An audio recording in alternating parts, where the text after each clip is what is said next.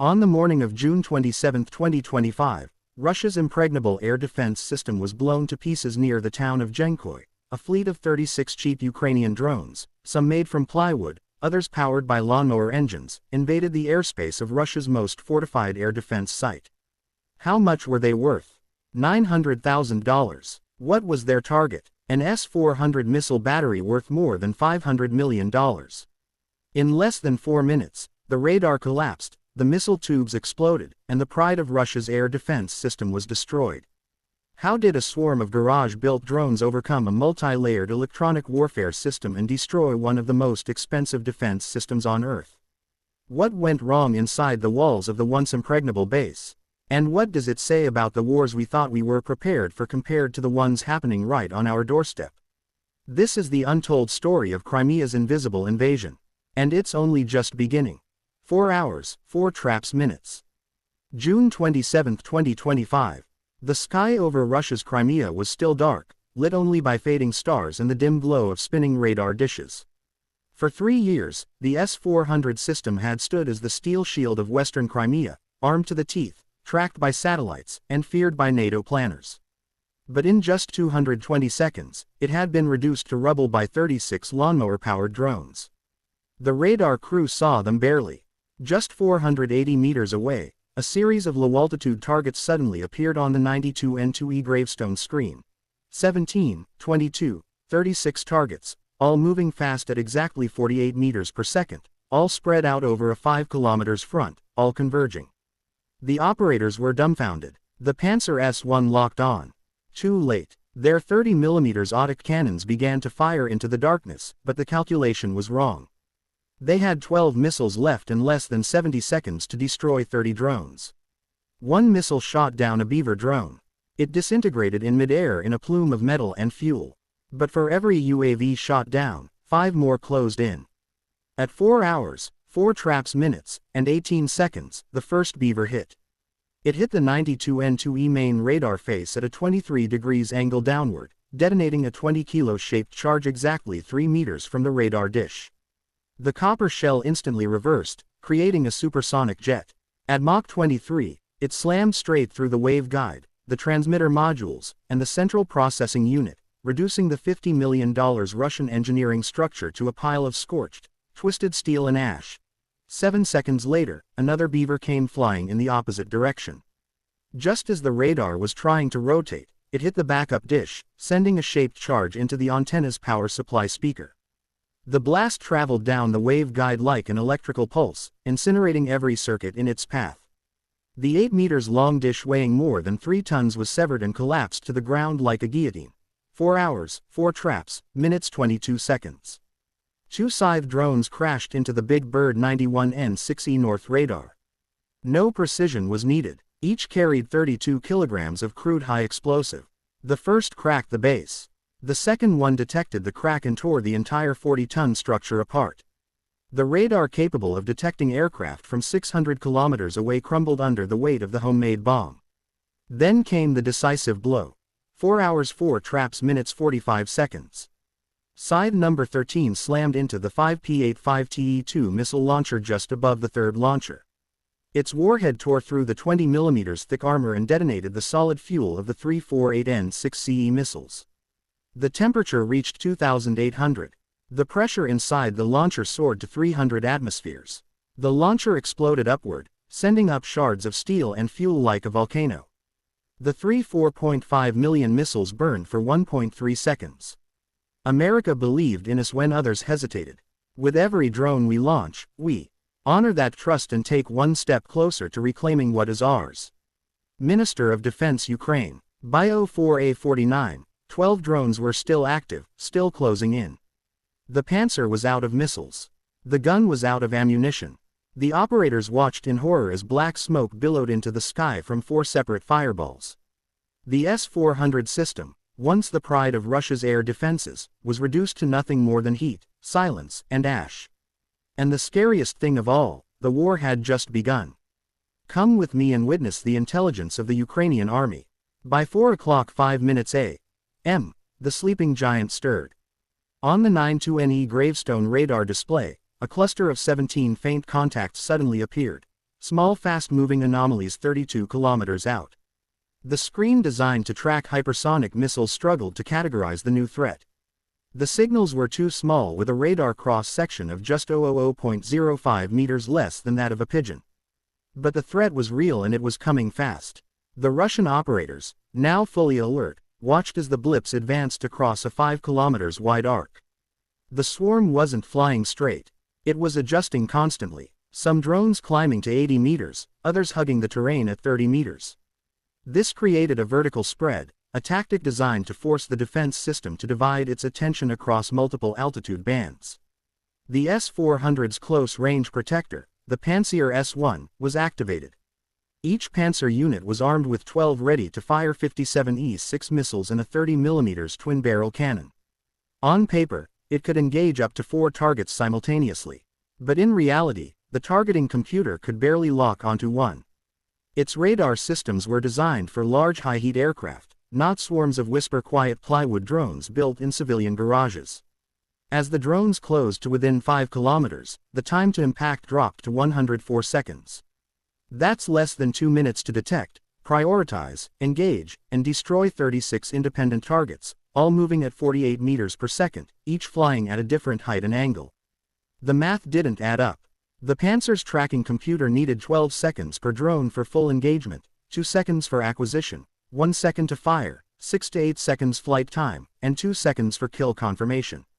With just 98 seconds remaining and 36 drones in range, even perfect efficiency would fail. A single 57 E-6 missile launched. It tore through the sky at Mach 3, locked onto a low-flying Scythe drone. But the proximity fuse failed. It passed within 2 meters of the target and kept flying, detonating uselessly over empty farmland. The operator overrode the system. He switched to manual targeting using optical sights. A second missile launched. This one struck true. The tungsten fragments shredded a drone in midair. 1 down, 35 to go. Then a second Panzer joined the fight, opening fire in full automatic mode. It launched 6 missiles in 18 seconds, dropping 2 more drones. But it was already too late. The remaining 33 drones had split into strike groups, each one assigned a specific target. Radar stations, missile launchers, command vans. From above, the sky looked like a war map in motion. Targets marked, vectors aligned, angles calculated. This wasn't chaos, it was code in action. And the defenders, they were trying to outshoot a storm with a bolt-action rifle. The Panzers were running dry, and the UAVs were now less than 2 kilometers out. The countdown to impact had entered its final minute. Want to see how $900,000 worth of drones wiped out $500 million in defenses? Keep watching and make sure you're subscribed. At 4 hours 47 minutes, the first drone struck. A Beaver-class UAV flying at 80 meters dove sharply onto the main 92N2E gravestone radar. The beating heart of the Russian S-400 battery. At its nose was a 20-kilogram shaped charge forged by Ukrainian engineers with a singular purpose: to punch through steel electronics and hardened radar casings. It did exactly that. The detonation was timed for optimal standoff distance, just 30 in from impact. The shaped charge's 3mm copper liner inverted into a hypervelocity jet traveling at Mach 23. It pierced the radar housing like paper, tore through the waveguide assembly, and ignited the internal components in milliseconds. The explosion didn't just destroy a machine, it blinded an entire sector. 7 seconds later, another Beaver approached the backup 92NA radar from the opposite direction, hitting the antenna as it rotated. The shape's charge tore through the feed horn, the most vulnerable point, and sent a shock wave through the radar's electronic spine. The 8 meters wide radar dish, weighing 3 tons, sheared from its mount and collapsed to the ground. Now blind, the S-400 couldn't see. It couldn't lock. It couldn't fight. But the assault wasn't over. At 4 hours 48 minutes and 22 seconds, 2 Scythe UAVs struck the 91N6E Big Bird radar from the north. Their warheads didn't need precision. They used brute force, 32 kilograms of high explosive each. The first hit fractured the radar's base structure. The second, just 7 seconds later, blew the assembly apart. The 40-ton antenna, engineered to withstand hurricane-force winds, crumbled like rotten scaffolding. Another Scythe hit the 5P-85TE2 missile launcher, punching through 20 millimeters of steel armor and exploding inside the magazine. The result, a chain reaction. The solid fuel propellant inside 348N6E missiles, each over 19 feet long, ignited instantly. Designed to burn vertically, the tubes now vented sideways. Temperatures surged to 2,800 degrees. Pressure inside the chamber hit 300 atmospheres. In 1.3 seconds, the launcher erupted. 3 missiles worth $4.5 million exploded where they stood, spraying flaming shrapnel in every direction. At 4 hours 49 minutes, and 10 seconds, the last wave hit. 3 Beavers flying low and fast struck the remaining radar components on the southern edge of the base. A combined 60 kilograms of explosives vaporized what was left of the command infrastructure. The S-400 battery, once hailed as Russia's crown jewel of air defense, was reduced to black smoke, torn metal, and silence.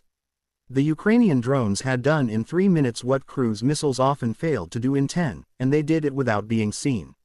Russia found out everything, but it was too late. At 4 hours and 50 minutes a.m., the roar of twin AL-41F-1 engines broke the silence over Belbek Air Base. 2 Su-35's multirole fighters had been scrambled just 8 minutes earlier after Regional Command received fragmented warnings of possible drone activity near strategic infrastructure in northern Crimea. Burning over 400 L of fuel per minute, the jets stray toward the last known coordinates of the S-400 site near Dzhankoi. But when they arrived, there was nothing left to defend. From 10,000 feet, the pilots could see the truth more clearly than any radar ever could. 4 separate columns of smoke rising into the dawn sky, each over 500 meters tall. The charred remains of the radar domes, missile launchers, and command vehicles flickered below, still cooking off intermittent secondary explosions. The thermal signature of the strike was massive, enough to be tracked by NATO satellites in real time. Visual confirmation was damning. The 92NE radars gone. The 91N6E Big Bird collapsed. The 5P-85TE2 launchers twisted metal. The Panzer units blown apart or completely spent. The pilots circled once reporting what their targeting computers had already confirmed. 0 remaining signals, no functioning uplinks, no surviving electronics. The S-400 system tasked with guarding western Crimea for the past 3 years had not just been compromised.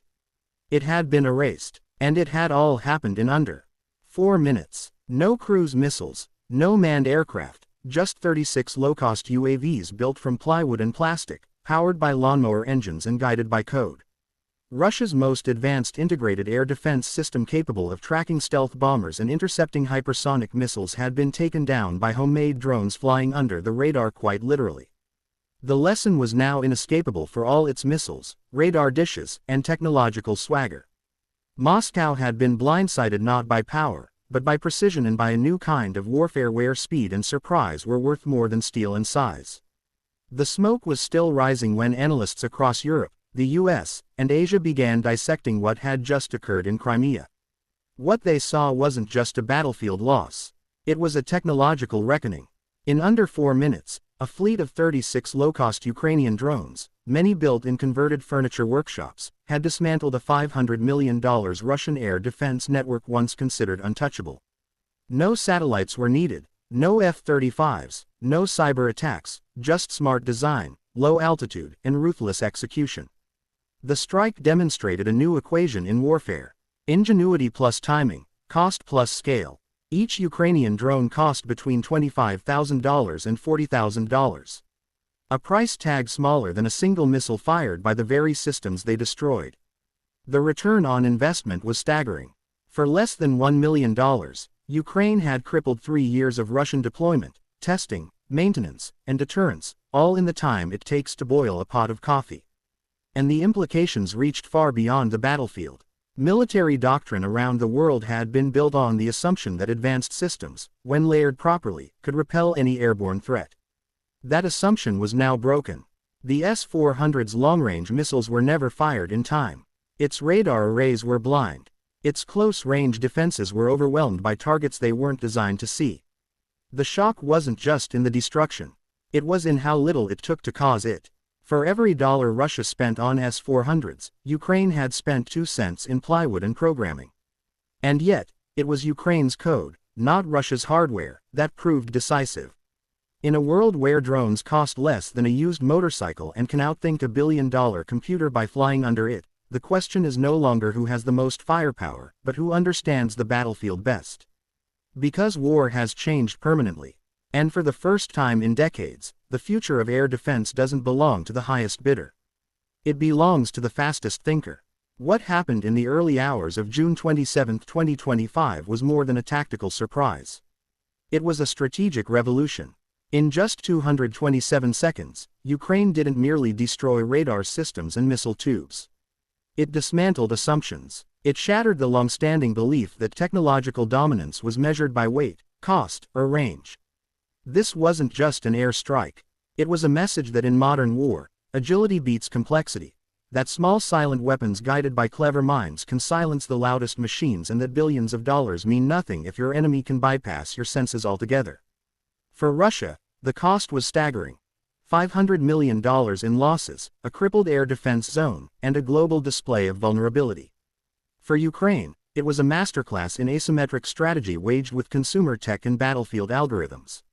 And for the rest of the world, especially the nations still betting everything on bigger and stronger, this was a warning, because war is no longer won by who fires first, but by who sees the battlefield differently. If this story gave you a new perspective on the future of warfare, if it made you think twice about what defines real power in today's world, then help us keep these stories alive. Please like, subscribe, and share this video to support our mission in bringing truth, insight, and clarity to a world that needs it more than ever.